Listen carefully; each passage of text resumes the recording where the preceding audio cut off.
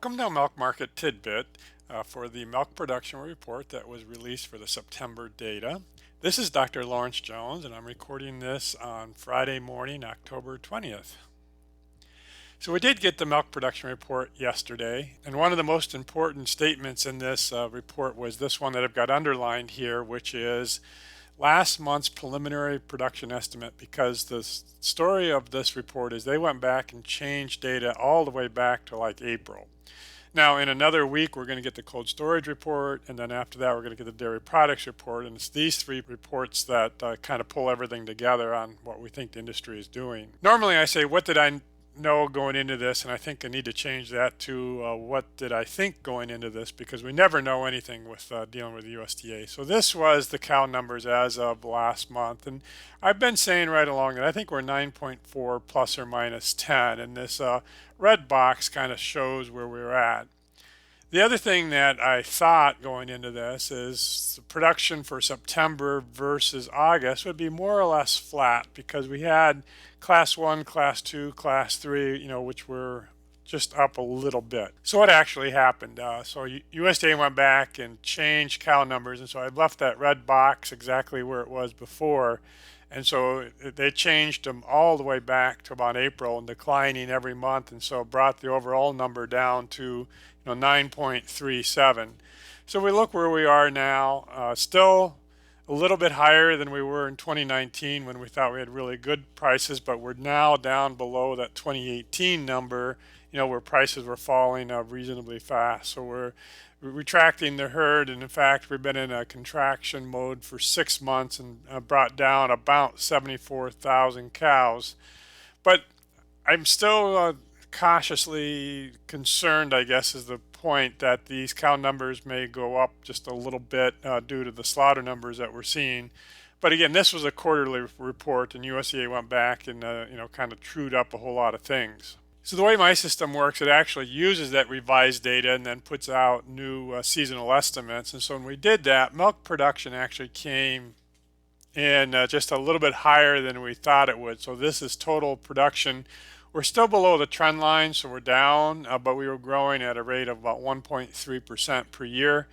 But it was higher than you would normally think on a seasonal adjusted basis, because normally, we come down quite a bit into that September number, and again, we came down just a little. Milk per cow was basically the same thing once we looked at the new data. The seasonal number was down here, and so it came in a little bit higher than the seasonal adjusted number. Again, off trend lined a little bit, but higher than we would have expected given the revised numbers. So this is where we are overall, and I've got what I call my typical, what actually came in, and then StoneX. And kudos to StoneX, because they were calling all along that the cow numbers were too high. They were thinking that they would reduce the August numbers and come down. Probably what happened more is they reduced all the way back. But anyway, so StoneX was a lot closer than I was on prediction. Now, my typical numbers that are in this graph are based on the revised numbers. So I did think cow numbers were going to come up just a little bit. But at the end of the day, typically I thought about 64.6 pounds of milk. We got 64.78. StoneX had it at 64.8. So those were very similar. Total milk production on a daily basis last month was 608.3. It came in at 607, which is only 0.2% off of being even, and that was right in line with StoneX's numbers. The question that I'm asking now is, with these lower cow numbers, but slaughter numbers didn't change, we're at a 32% call rate, and we'll look at that just in a minute. So again, we're way down on cow numbers from where everybody was thinking we were, but you got to remember, all the way back in here, cow numbers were whatever they were, and prices were whatever they were based on demand. And so reducing those cow numbers in the past doesn't change the scenario of what happened with prices. So here is our slaughter data, the last data we have for September 7th at 57 and change. Again, I've adjusted these now for the actual number of cows. We're in that 32 to 34 4% slaughter rate.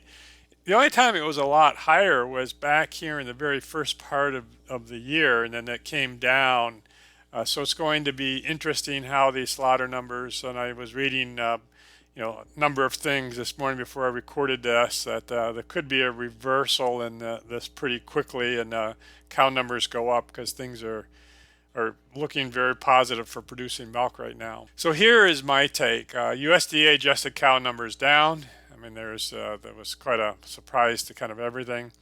But when I used the adjustments, September was actually higher than the seasonal estimate. So part of me is saying, yes, we're way off of where we've been historically, but when we think kind of this through, this might actually be a little more bearish than we thought it was, because once we adjusted for everything, we were, should have been more down than we were. So the real question that I'm looking at right now is, are we starting into a supply squeeze? I started playing with some of the numbers for the cold storage report, and I'm not so sure that demand isn't still short. So we'll get all those numbers next week, but we got to sort that out. Overall, StoneX said they don't expect a big response to this report, so we'll actually see what happens on the spot market and how things shake out here. So that pretty well concludes this week. Next week, we're going to get the crop progress report on Monday, the third National Dairy Sales report for October, and then the cold storage report.